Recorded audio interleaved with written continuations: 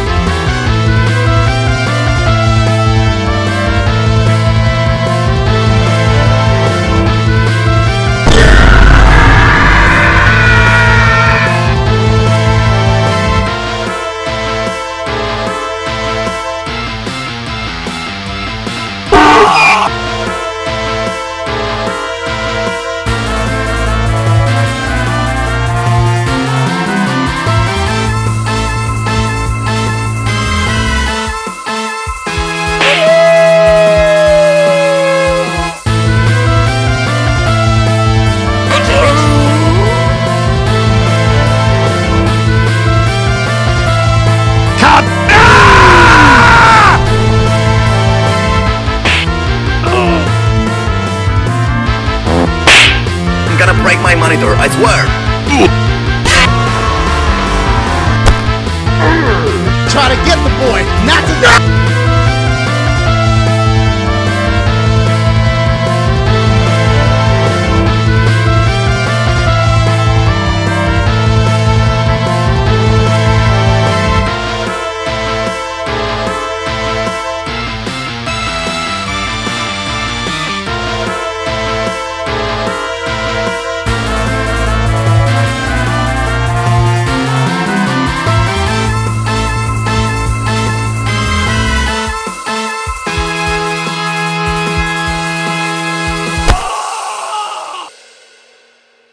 Phew!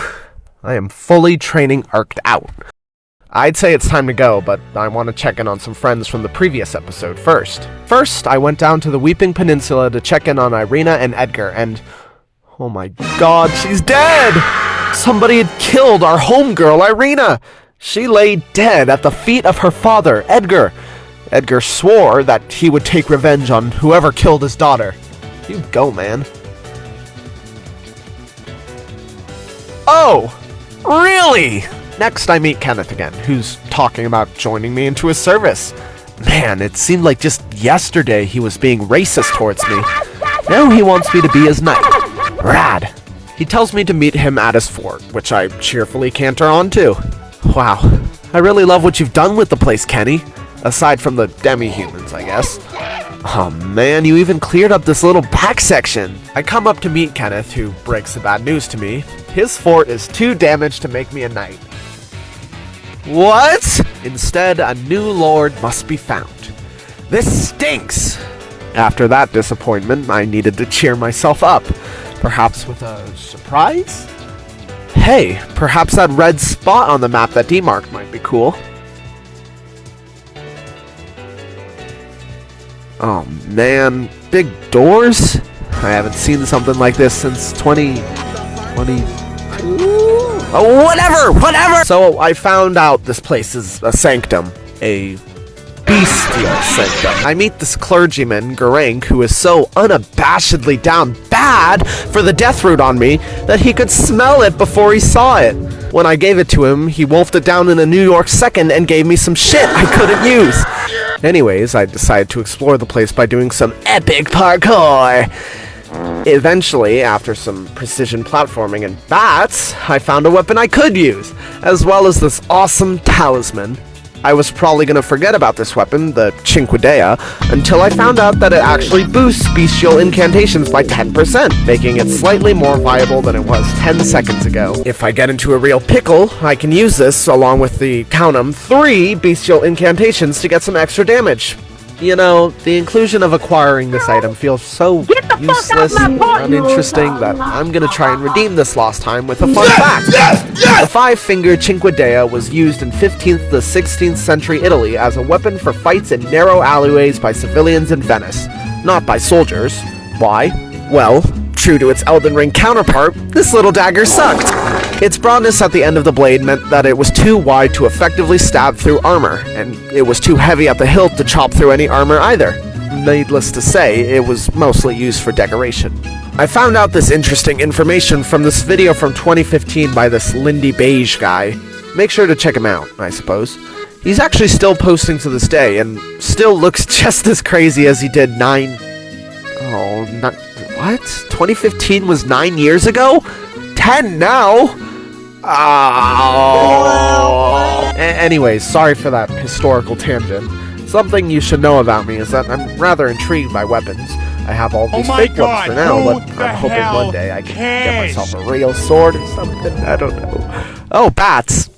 I come back to the round table, saying hi to D. He thinks it's pretty cool that I got to know Garank, and offered to teach me some incants I can't use. Funny. If you haven't already guessed, this is going to be a theme of the run. Then I find my gal Nepheli in the hold. She talks about some Godric stuff, I guess, I don't know, and gives me a little trinket that increases my load limit. Thanks. She also talks about her adopted father, Based, and tells me where he is. The door's locked, though. Fuck you. I then meet a sorcerer named Roger. He seems a polite fellow, but looks rather incapacitated. That's alright. He sells spells I can't use and gives me a sword after I tell him about Godric. Nice. Apparently, Roger also knows about D. They used to be friends, but grew apart. No sad. After giving some condolences, I find this door that's wide open. Walking in, I meet Fia, the deathbed companion. She's really chill and even gave me a hug. I think she took my wallet, though. Well, whatever. I like hugs, I'll take them. I make conversation with Hugh. Apparently, he's a prisoner of the Round Table Hold, forced to make weapons for us tarnished. Sounds sucky, but he doesn't seem to mind, I guess. He mentions this her, though. He's scared of somebody. She must be pretty imposing. Finally, I seek an audience with the 2 fingers and meet Ania, a lady who reads fingers for a living. How fun! Look there. The fingers tremble to welcome you, Shardbearer. Let their wisdom wash over you. No thanks. I go back to Talvare and he's gone. Find yourself maidenless? Off to Liurnia with you, then. Seek the Rose Church west of the gate town. Well,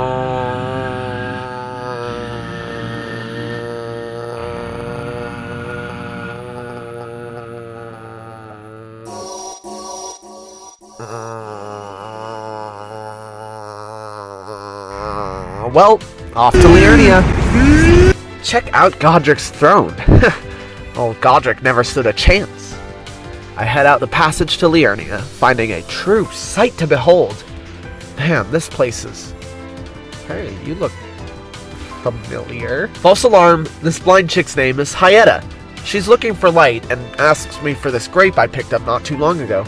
You know, I've no use for it, so why not? Man, a lot of people in Elden Ring are blind. I don't understand.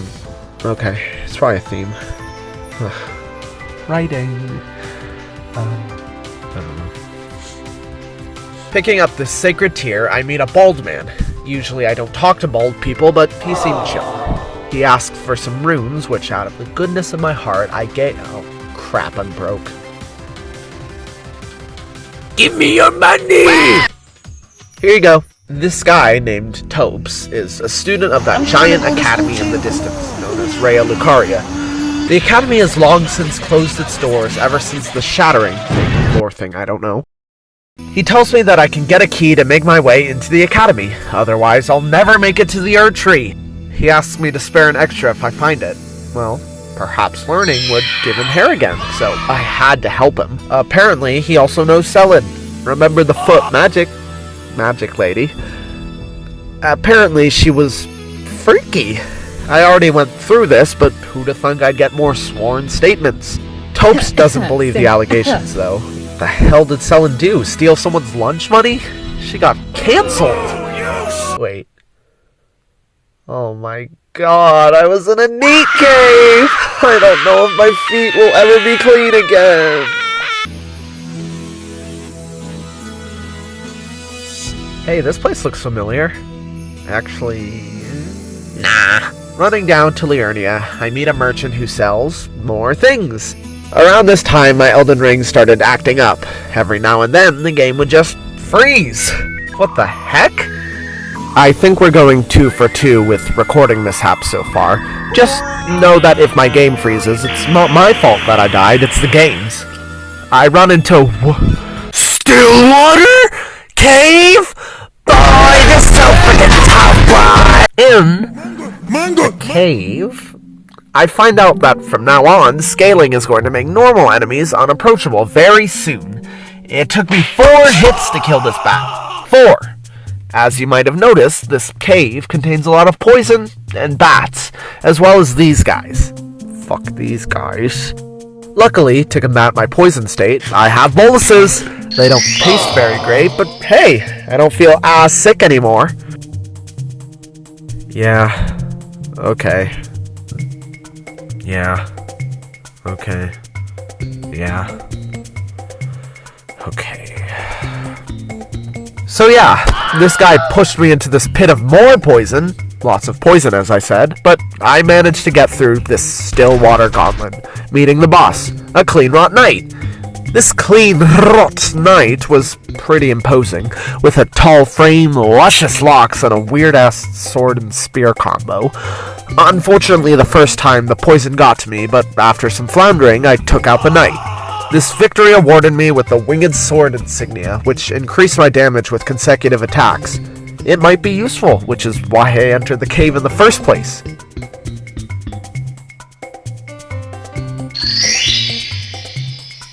After that, I was ready to do some running around. What?! Alright, Liurnia is home to the worst enemy in the game. These damn lobster-looking ass things. They were one of the many things that let me know that I was not welcome in Liurnia. Well, whatever. I met this girl who obviously has played a lot of video games. Some jerk took her necklace. That's not cool. I go the direction she points, but not before seeing Patches again.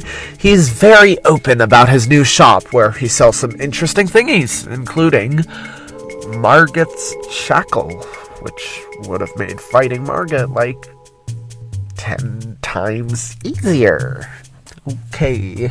Anyways, he decides to lend me some information. Apparently, somewhere in the academy, there's this Iron Maiden thing that will transport you straight to the Erdtree. Thanks for the info, Patches. I knew you were a chill guy. Anyways, I find the bloke who stole the girl's necklace, and he offers it back for some runes. I'm not really in the mood to fight, so I just fork over the runes. I can't really use them for anything but buying stuff anyways. Well, this blackguard guy is actually kind of chill, if not a bit British. He sells me some boiled prawn, which was pretty nice of him. After some more chatting, I see that, despite his thieving tendencies, Mr. Blackguard ain't so bad. I'm glad I can make another friend. Hey, check out those ruins in the distance. Oh, fuck off! Anyways, I explore the ruins, finding flowers, these wumpy guys, and oh hey, it's Dialos. Oh shit, another dead woman? I suppose somebody found Liurnia before Dialos could, and to say the least, he's pissed. When I left him to go grieve, he was talking about some blood and stuff. Good luck with that, I guess. Eventually, I get to the gate of the academy, which, as Taupe said, was blocked. There was a map that showed me where the key was, though. On the way to the key place, I meet Vare again. He talks about the two fingers and that they kind of suck. To be fair, they were weird as fuck. Anyways, Vare gives me fingers and sends me on my merry way. Before I go, I meet this dude. He's a little bloody and... Do you have any ibuprofen? I got a headache. Fuck you! I find the key, but the dragon's guarding it. I get a bit cocky and try to fight.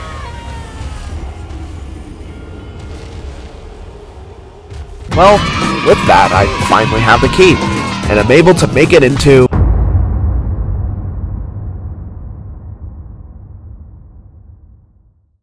The Academy of Raya Lucaria is pretty big. It's a school that teaches magic, and at one point, had a pretty big influence over the lands between. Now, like every other fucking thing in this game, it's a shell of its former self, and has locked itself off from the rest of the world. However, I just got in, and I'm ready to take on whatever this castle brings for me. The first thing I do is run up these stairs, meeting the guards of the front door, who I took out with minimal stress.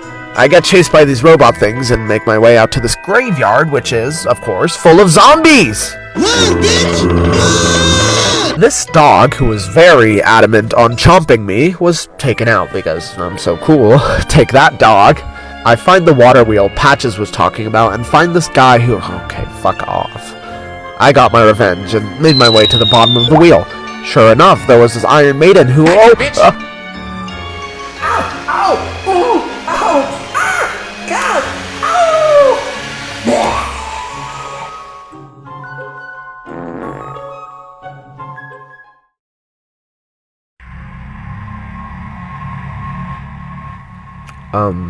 is this the foot of the Erdtree?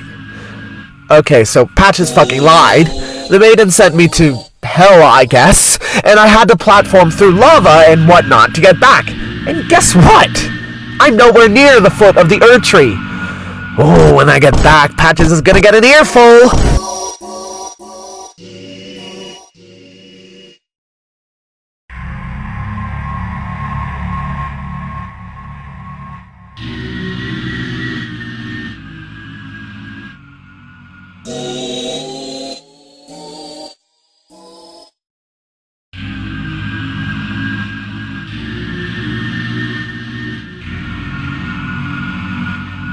Man, this place is kind of scary. Oh, shit! Finally! I'm back.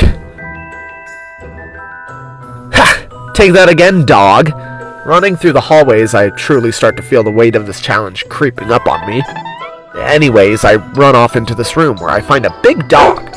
Mixed with this dog's highly defensive fighting style and this stupid lag spiking, the dog would show to be a tough fight. Fuck you! Surprisingly, despite how annoying the red wolf usually is, I actually killed the thing on my third try. I'm feeling good. I take some more time to explore the academy, finding a glintstone wet blade. It'll be useful, hopefully, and do some more rooftop running! Oh yeah!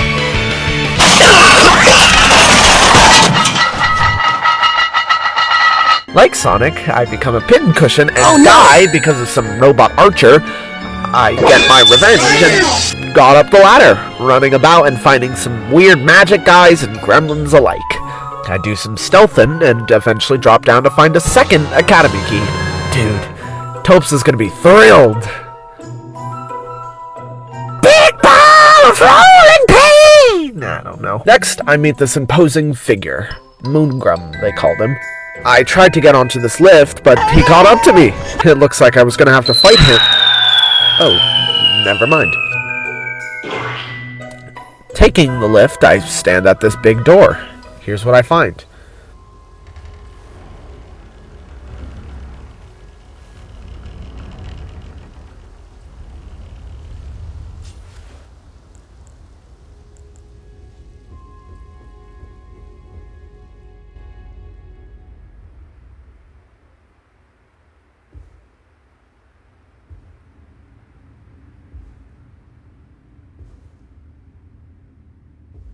Man, this place is pretty... Ow!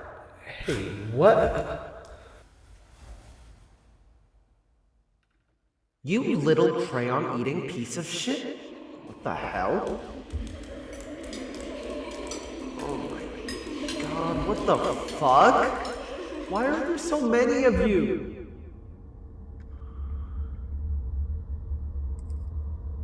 Oh. That's why. Hush, little Calva. I'll soon birth thee anew, a sweeting, fresh and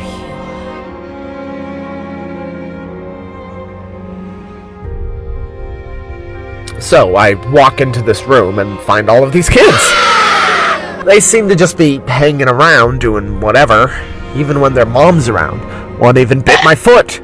If this lady wasn't going to take care of her kids, then I would have to. And plus, I'm not seeing any father figure. If there's anything I love more than beating up married mothers, it's beating up single mothers. Oh yeah! The ensuing events included the most annoying game of whack-a-mole ever. You had to find these kids who are singing with this particular aura and beat them up. Eventually, the big floating lady would drop down to the floor, allowing me to give her a beating. To make matters worse, the singing children were bunting books and flinging fire and furniture at me as I looked around the place. My first try, I got a little too greedy and... yeah.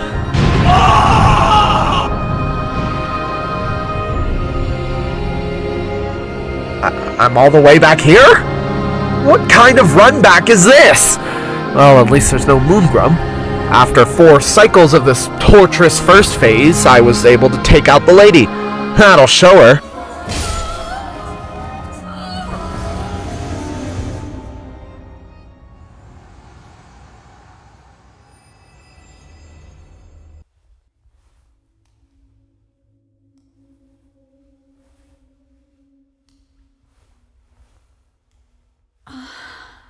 My beloved, have no fear. I will hold thee. Patience. Ye will be countless born, forever and ever.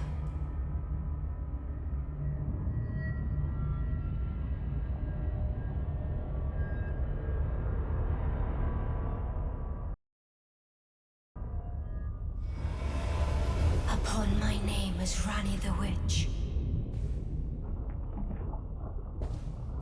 Mother's rich slumber shall not be disturbed by thee. Foul trespasser. Send word far and wide.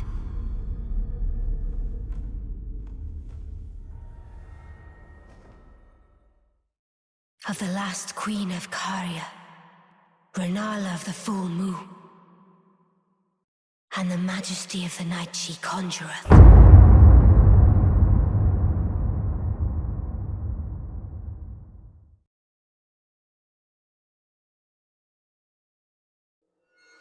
Renala is more defensive than any other boss I've went up against. She had various spells that she could make distance with, as well as some close-range attacks that were quite dangerous if I wasn't careful. Unfortunately, my first time was not successful, meaning I had to run back to the arena, go through this whole damn first phase again, and then waste all that time by dying within the first 5 seconds of phase 2. This was gonna be fun. Oh, and not only are the children attacking, but so does Rennala. In her first phase, she takes some children and turns them into furniture, shooting them at me. It even breaks through the protection of these bookshelves. This is ridiculous! I decided to try something. I picked a bow from my inventory, some arrows, and tried to fight Rennala by playing her own game, running away and shooting projectiles.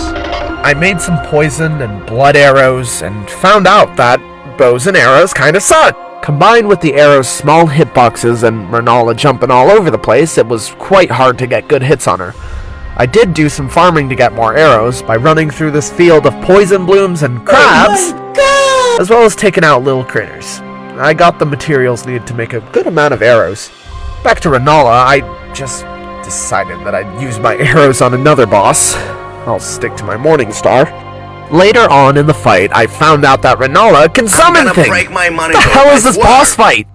There's a 90-second run back just to get to the fight. I have to spend 5 minutes beating on children in the first phase, and now Rennala spams annoying-ass summons and spells in the second phase! This boss sucks! I even made some fetid pots, which would poison the boss.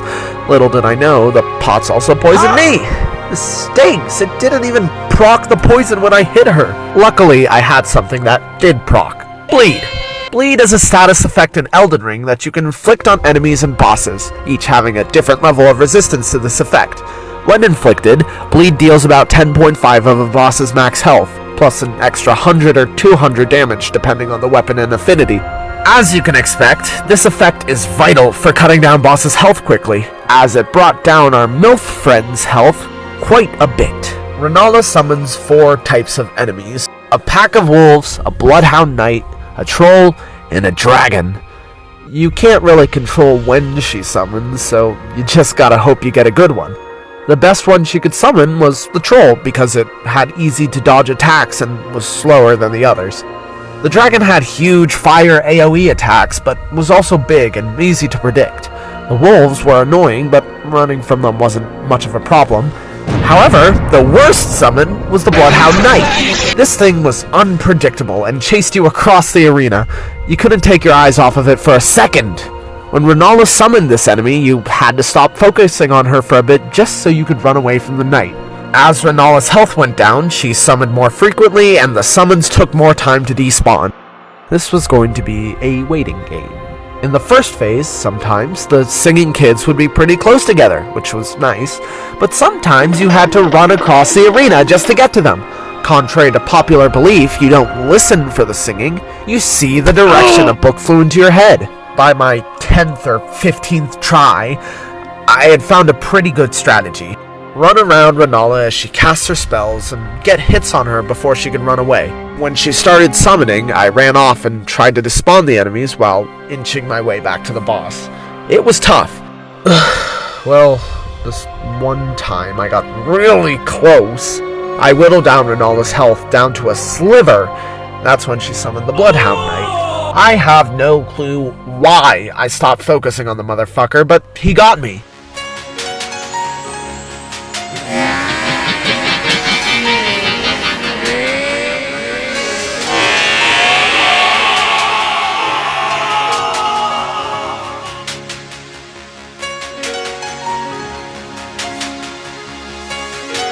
I was so close!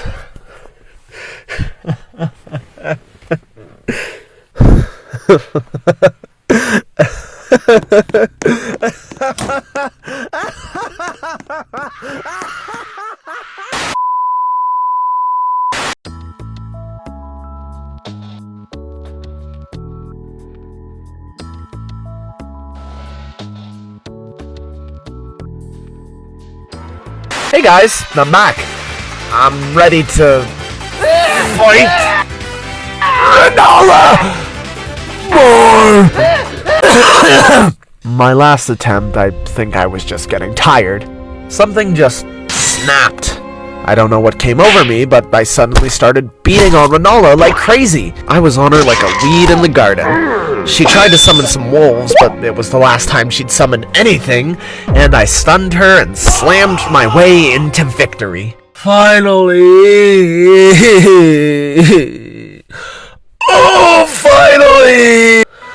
Well, after knocking some sense into her, I was able to talk to her, and she offered to change my character. Sorry, lady, but I like being a dude. With that, I got another great rune. Nice. I've got a couple more things to do, however. I run down this path, fighting through hordes of wolves, getting my anger out after fighting Rennala, you know. I meet a merchant at the end of the path who sells me a cookbook, allowing me to make all things eepy. Oh well, I think that's about good enough for now. I end off this video with about 97 deaths. A third of those deaths coming from Rennala. As you might have noticed, this video is quite shorter than the first one. The reason for this was so I didn't have to spend so much time editing so much. I could put more effort into the video and not leave any godforsaken black screens like last time. Once again, I just gotta say that I really do appreciate all of the criticism I've gotten. It's definitely what is going to make me better at creating these videos.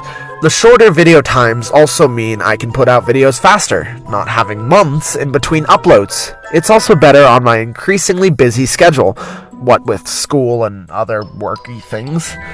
Anyways, thanks for watching. Let's see if we can get to that goal I made at the start of the video. I'm hoping to explore Liurnia a little more in the next video, and I'm really excited to play this game a lot more. Oh, I'll see everybody in the next video. Bye-bye!